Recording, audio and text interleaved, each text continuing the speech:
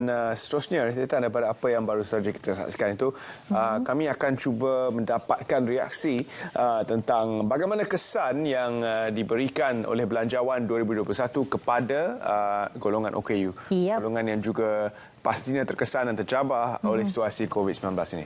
Ya, benar. Jadi dan seperti mana kita tahu, mana kerajaan bersetuju untuk membaik kebajikan golongan rentan kumpulan muda jatuh sakit, termasuk juga menaikkan beberapa bantuan bulanan kepada OKU warga emas dan juga kanak-kanak miskin.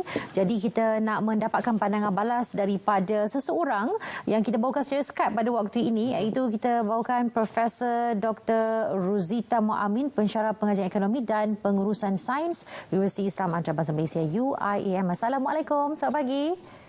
Waalaikumsalam warahmatullahi wabarakatuh. Ya, baik. Pertama sekali, Prof, tentu kita ingin mendapat pandangan balas awal berkaitan dengan belanjawan khusus untuk kebajikan golongan rentan ini. Okey, terima kasih pada sebab Selamat Pagi Malaysia sebab menjemput saya untuk bercakap sedikit pada pagi ini, dan pada Hani dan Terence. Selamat pagi. Selamat pagi. Sebenarnya kami mengalu-alukanlah bantuan kebajikan untuk golongan OKU, sebab kita tahu yang golongan OKU ni kalau kajian pun telah menunjukkan kebanyakan OKU ni berpendapatan rendah, ya, sebab there's a negative relationship between being disabled and as well as economic prosperity lah. Jadi kita tahu yang mereka pun kehilangan pekerjaan, dan mereka juga kalau tak ada PKP pun sebelum COVID pun memang ramai yang di bawah B40 lah, ya.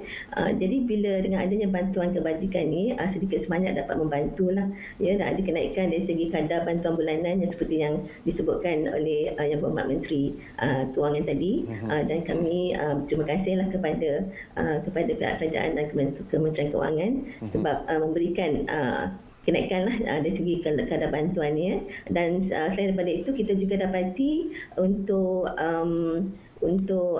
pendidikan khas, ada juga peningkatan dari segi peruntukan. Kalau tahun lepas, ya, peruntukan untuk pendidikan khas adalah 23 juta. Jadi tahun ini kita lihat peningkatan kepada 45 juta, ya, untuk pendidikan khas, peruntukan pendidikan khas. Dan kita tahu untuk pendidikan khas ini memerlukan banyak perbelanjaan, ya, untuk menaik taraf sekolah dan sebagainya. Dan kita juga sudah mengadakan polisi zero reject policy, ya. Jadi dengan adanya zero reject policy ini, peningkatan murid berkeperluan khas ke sekolah-sekolah telah meningkat dengan banyak, ya. Sebab kalau kita lihat pada tahun 2019, bilangan pelajar-pelajar ini adalah cuma 83,039, ya, tetapi pada Jun 2020 telah meningkat kepada 92,755 orang pelajar, ya. Jadi dengan peningkatan ini lebih banyak kemudahan yang perlu diperbaiki lah, ya, sebab kita tahu sekolah-sekolah kita pun banyak yang belum ada lagi kemudahan-kemudahan yang mencukupi lah untuk pelajar-pelajar berkeperluan khas kita. Dan dari segi kemudahan bahan-bahan pengajaran dan pembelajaran, ya, dari segi guru-guru, ya, latihan guru-guru dan sebagainya, semua memerlukan peruntukan yang lebih lah, ya. Masih ada mungkin minggu hadapan untuk perbaiki dan menambah kepada belanjawan ini. Mungkin saranan untuk membantu golongan bersasar ini keluar daripada kepompong B40. Bagaimana kita boleh membantu golongan yang kurang upaya ini supaya mereka boleh keluar daripada kepompong B40 dan juga mendapat pekerjaan ataupun membuka perniagaan sendiri? Silakan. Okey, ya, betul. Sebenarnya kalau kita lihat isu disability, ya, OKU, keperluan OKU ini sebenarnya adalah lebih komprehensif, ya. Jadi kita kebajikan itu penting untuk mereka yang tidak mampu bekerja dan tidak boleh bekerja, ya. Tetapi ramai antara OKU yang sebenarnya mampu untuk bekerja dan menyumbang kepada ekonomi lah negara, ya. Jadi kalau kita lihat dari segi persekitaran, dari segi pendidikan itu adalah sangat penting, kan. So yang kita lihat tadi sudah ada peningkatan dari segi peruntukan untuk pendidikan khas, tetapi kita juga tahu di pendidikan tinggi kita telah melancarkan dasar inklusif OKU di institusi pengajian tinggi, dan mungkin di sini juga kita memerlukan sedikit peruntukan lah yang mungkin boleh dikhususkan untuk pelaksanaan dasar inklusif OKU di peringkat tertiary, di peringkat pengajian tinggi, sebab kita pun lihat semakin ramai pelajar-pelajar OKU yang dapat melanjutkan pengajian kepada ke peringkat yang lebih tinggi ya. Jadi dengan adanya pendidikan yang lebih tinggi, peluang mereka untuk mendapatkan pekerjaan itu adalah lebih baiklah ya. Selain daripada itu, kita lihat ya dari segi peruntukan untuk TASKA untuk dalam belanjawan yang ada sekarang ni, 30 juta telah diperuntukkan untuk pembinaan TASKA di di pejabat kerajaan dan juga ada matching grant untuk sektor swasta. Tapi kalau kita lihat TASKA ni adalah untuk kanak-kanak yang tipikal lah ya. Tipikal kebanyakan TASKA tidak mesra OKU, dan kalau boleh kita nak mohon lah ya, kalau boleh TASKA mungkin boleh dijadikan mesra OKU juga, supaya para ibu bapa yang mempunyai anak-anak OKU juga lebih mudah untuk meletakkan anak-anak mereka di TASKA yang ada lah ya, yang disediakan.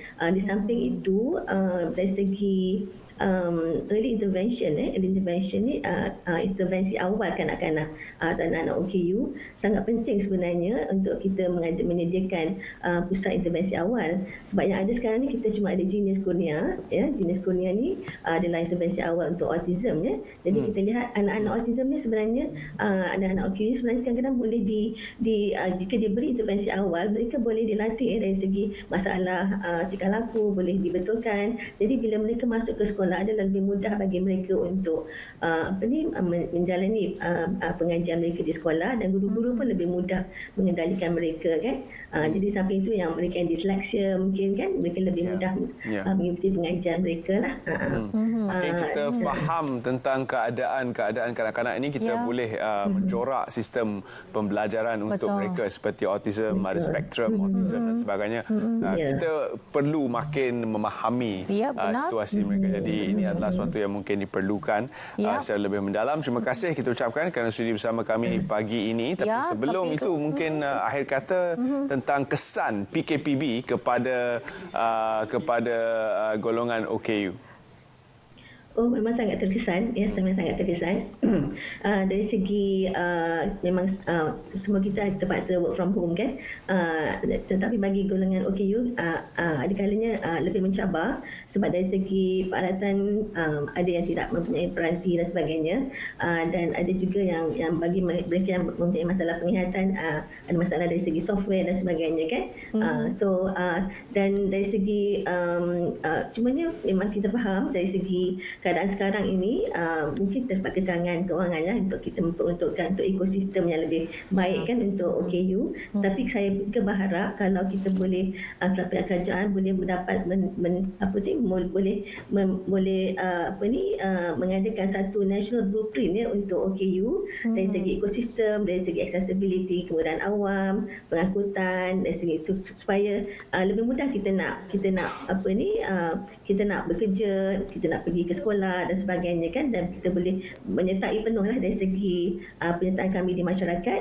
Jadi kami boleh bersosial dan sebagainya seperti orang lain juga. Jadi kita walaupun kita masa COVID sekarang, tetapi kita masih perlu ada satu perancangan di masa jangka panjang, sebab kita ada di pada tahun 2030 kita ada shared prosperity vision kan, di mana kita mahukan inclusivity dalam masyarakat. Jadi mungkin sedikit-sedikit kita perlu ada perancangan di mana bila kita sampai 2030 matlamat kita akan tercapai untuk golongan OKU, insya-Allah. Insya-Allah. Baik, jadi itu pastinya kita mempunyai banyak harapan, dan kita mohon juga ada banyak perancangan juga diberikan kepada golongan rentan juga OKU ini dari segi aspek infrastruktur dan sebagainya. Jadi ini memang dinanti-nantikan oleh golongan OKU pastinya, dan kita mengharapkan sesuatu yang terbaik dan juga cerah untuk semua pihak, terutama sekali bagi golongan rentan ini jugalah. Jadi kita ucapkan terima kasih kepada Profesor Dr. Rosita Moamin, pensyarah Jabatan Ekonomi, Kuliah Ekonomi dan Sains Pengurusan UIM, merangkap Ketua Unit Perkhidmatan OKU,